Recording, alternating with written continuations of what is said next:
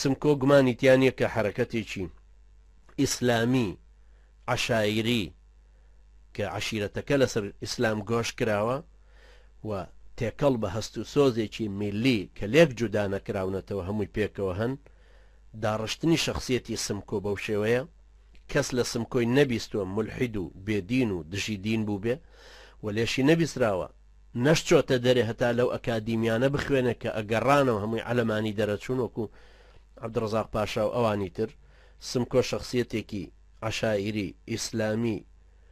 قەومی کوردیە کاریگەریەکی زۆر گەورە و نفوزێکی زۆر باشی هەبوو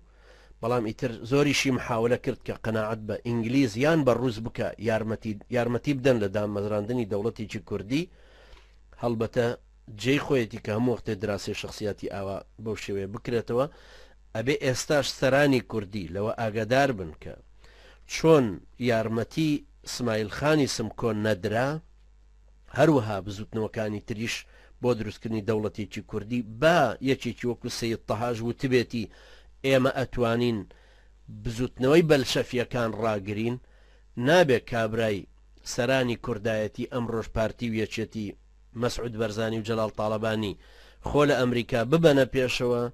کە ئەشێ یارمەتی دەرمان بن بۆ دروستبوونی دەوڵەتێکی عەلەمانی کوردی کە بزوتنەوەی ئیسلامیتان بۆ ڕاگرین مەبەستم لە ڕابوونی ئیسلامی و ئەم سەحوە ئیسلامیە گەورەیە کە لە وڵاتانی دەور و بەرمان هەموو هاتۆتە پێشەوە لە کوردستانیشا پێگەیەکی گەورەیە هەیە ناشێ ئینسان لە پێناوی هەدەفێکە کە نایەتە دی لە پێناوی متمانەیەکە کە بە کوفری ناکە بە هێزێکی دەرەکی ئیستیعماری ناکە کە بۆ بەرژەوەندی خۆی هاتۆتە پێشێ میلەتەکەی خۆی و بە دین و نەریت و دابوو دەستوریەوە بدۆڕێنێ هەروەها لەگەڵ دابوو نەریت و دید و تێڕوانین و